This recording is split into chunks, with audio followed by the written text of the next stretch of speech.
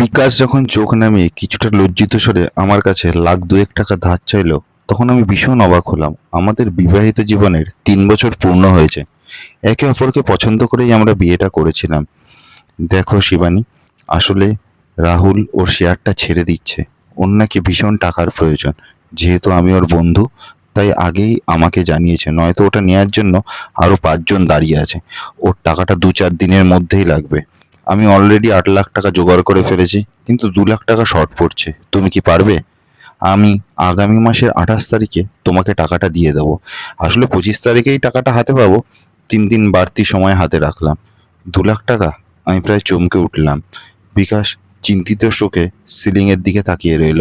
আচ্ছা, আমি চেষ্টা করছি, তুমি এত চিন্তা করো না।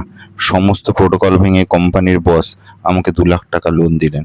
কিছুটা প্রফিট দিতে হবে আর নির্দিষ্ট সময়ে টাকাটা পরিশোধ করতে হবে। আসলে কোম্পানির এমডি হচ্ছে আমার ছোটবেলার বান্ধবীর বাবা। তিনি আমাকে ভীষণ স্নেহ করেন। 27 তারিখে আমি বিকাশকে জিজ্ঞাসা করলাম, টাকাটা তো ফেরত দিলে না, কখন দেবে? কিসের টাকা? বিকাশ খানিকটা ভুরু কুঁচকে বলল, ওই যে 2 লাখ টাকা যেটা তুমি ধার নিলে। আমি আমতা আমতা করে বললাম, ও হো, সরি, একদম ভুলে গেছি। আসলে টাকাটা না আমি ব্যবসায় খাটিয়ে ফেলেছি। এখন তোমাকে দিতে পারবো না। আগামী মাসে চেষ্টা করব। বিকাশ ঘর থেকে বের হয়ে গেল এই কথা বলে।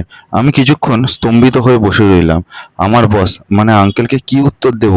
মান সম্মান কিছুই যে আর থাকবে না। সেদিন সন্ধ্যাবেলা পরিচিত এক স্বর্ণ ব্যবসায়ীর কাছে আমার বিয়ের সমস্ত গয়না বন্ধক রাখলাম এবং পরের দিন নির্দিষ্ট সময় টাকা পরিশোধ করলাম। বিকাশ অবশ্য সেই টাকা আমায় ফেরত দিয়েছিল, কিন্তু আরো 2 মাস পর। মাঝখানে সে জানতেও চায়নি আমি কিভাবে ম্যানেজ করেছি কিংবা আমার কোনো সমস্যা হয়েছে কিনা। এরপর থেকে সে আমার কাছে যতবারই অর্থনৈতিকভাবে সাপোর্ট চেয়েছে, আমি সেটা এড়িয়ে গিয়েছি। বিষয়টা এমন নয় যে টাকাটা নির্দিষ্ট সময় দিতে পারেনি বলে আমি রাগ করেছি। বিষয়টা এমন ছিল যে সে জিনিসটার মূল্যায়ন করতে ভুলে গিয়েছিল। বাবা মার প্রতি সব সন্তানেরই দায়িত্ব থাকে, সেটা বিয়ের আগে হোক কিংবা বিয়ের পরে।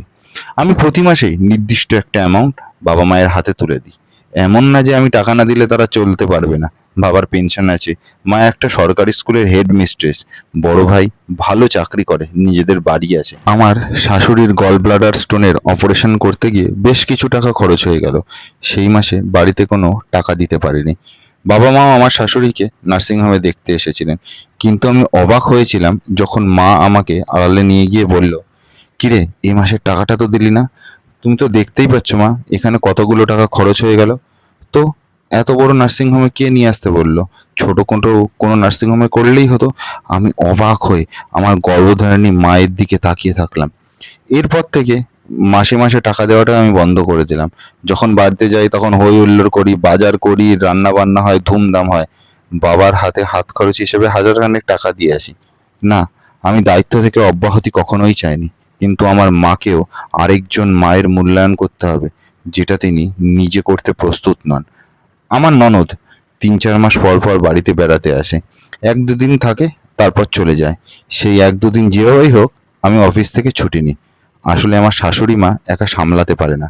আমার ননদের ছোট দুটো বাচ্চা আছে। এইবার যখন এলো, আমার অফিসে খুব গুরুত্বপূর্ণ একটা মিটিং ছিল। দীপা, তুমি এসেছো? ফ্রেশ হয়ে নাও। আমি খাবার বানিয়ে রেখেছি, মা দিয়ে দেবেন। অফিসে একটা মিটিং আছে, সেটা সেরেই আমি চলে আসবো। আরে বৌদি, তুমি একাই কি এই দুনিয়াতে চাকরি করো নাকি? আর কোনো বাড়ির বউ কি চাকরি করে না? একদিন ছুটি ম্যানেজ করতে পারো না? এ আবার কেমন চাকরি? বেশ ঝাঁঝের সুরেই দীপা আমাকে কথাগুলো বলল। আমি অবাক হয়ে গেলাম। না, সেদিন মিটিং শেষ করে আমি বাড়ি চলে আসিনি। পুরো অফিস করেছি এবং অফিস শেষ করে তবে বাড়ি এসেছি, এবং পরের দিনও আমি আবার অফিসে গেছি এবং অফিস করে তবে বাড়ি এসেছি। এরপর থেকে ও এলে আর আমি কোনোদিন অফিস থেকে ছুটি নিইনি। বিষয়টা এমন নয় যে আমি আমার ননদকে দেখতে পারি না, বরং আমি তার চোখে নিজেকে কখনো অ্যাভেলেবেল করতে চাই না। তাকে বুঝতে হবে কোনটা আদর আর কোনটা দায়িত্ব। সে বাচ্চা নয়, ছোট। আমার ছোট ভাই রাহুল ইউনিভার্সিটিতে পড়ে। পড়ার সুবাদে আমার বাড়িতেই থাকে। এখান থেকে ওর ইউনিভার্সিটি কাছে হয়। যদিও ও ইউনিভার্সিটির হোস্টেলে রুম পেয়ে গেছে, কিন্তু সেখানেও কমফোর্টেবল না, তাই আমার এখানেই থাকে। আমার এক খুড়তুতো দেওর শহরে এসছে চাকরির সন্ধানে। ছেলেটা ভীষণ মেধাবী। চাকরি পেতে যে সময় লাগবে না সেটা আমরা খুব ভালো করেই জানি। আমার ভাই আমায় বলল, শোন দিদি, আমার রুম কিন্তু আমি কারোর সাথে শেয়ার করতে পারবো না। তুই তোর এই দেওরকে কোথায় রাখবি সেটা আমি জানি না, কিন্তু আমার রুমে রাখিস না। আমার খুব রাগ হলো। আমার ভাই চলে যাচ্ছিল, এমন সময় আমি ওকে ডেকে বললাম, শোন, তুই তো হোস্টেলে রুম পেয়ে গেছিস না, তোর কাপড় চোপড় বইপত্র গোছা আর ওখানে চলে যা। এই বাড়িটা আমার না, কিন্তু তোর জামাইবাবুর। ওর ভাই থাকবে না আর আমার ভাই এখানে থাকবে। কয়েকটা দিন অ্যাডজাস্ট করতে পারছিস না? হ্যাঁ, আর 2 বছর ধরে তুই এখানে আছিস, তোর লজ্জা লাগে না? না, আমি কথাগুলো এভাবে বলতে চাইনি, কিন্তু না বলে কোনো উপায় ছিল না, কারণ ওকে বুঝতে হবে কোথায় কার কতটুকু অধিকার। জীবনে চলার পথে অধিকাংশ সময় মূল্যায়ন কথাটির অর্থ আমরা জানি না, কতটুকু আমাদের অধিকার বোধ সেই বিষয়ে আমরা জ্ঞান রাখি না, কোথায় আমাদের থামতে হবে আর কোথায় ছাড় দিতে হবে সেই বিষয়ে বেশিরভাগ মানুষ একেবারেই উদাসীন।